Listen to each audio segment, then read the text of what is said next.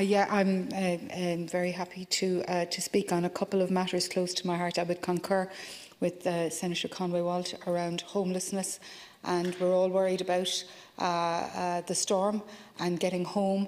But we do, you only have to walk around the streets of Dublin, but also the streets of Cork, which I'm very familiar with, and you see people in makeshift tents and in very, very bad conditions and situations. So I do hope that they are safe, and I've just come from a briefing by the Simon Communities of Ireland, and they are at capacity in their shelters, beyond capacity. When I was the chief executive there was 44 beds. My happiest day would be that we had enough housing so that nobody needed to be in the shelter. They're now overcrowded and they're at 50 people a night, and it's a very, very, very catastrophic situation for the people who have to rely on emergency services, who would rather be in a house. There was a very good report published this week by Cork Simon about people getting back into work. Time was that once you got a job, that was your pathway out of homelessness. Now, because of the unavailability of housing, people are working from the shelter.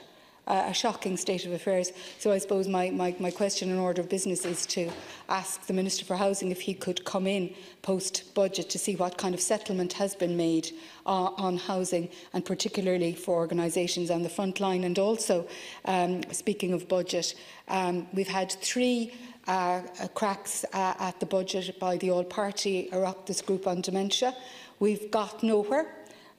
We've had commencement matters, we've got meetings with ministers, we've packed out the Oireachtas venues, the dining rooms, the AV rooms. Everybody is in agreement that dementia is a huge issue. Most people in this room will have a member of family that it is directly affected by it, and yet we've got nowhere. We made some very modest asks in the budget last year. They were promised, nothing came of it. So I would like that Minister, and I concur with Senator Horkin, that Minister Harris comes to the House and gives statements on what the allocation to dementia is in this budget. People can't wait anymore.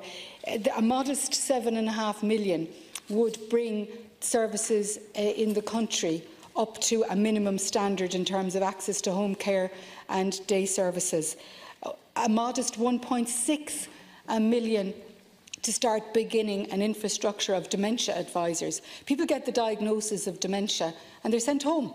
They don't get any support. They don't know what to do. They're left with this huge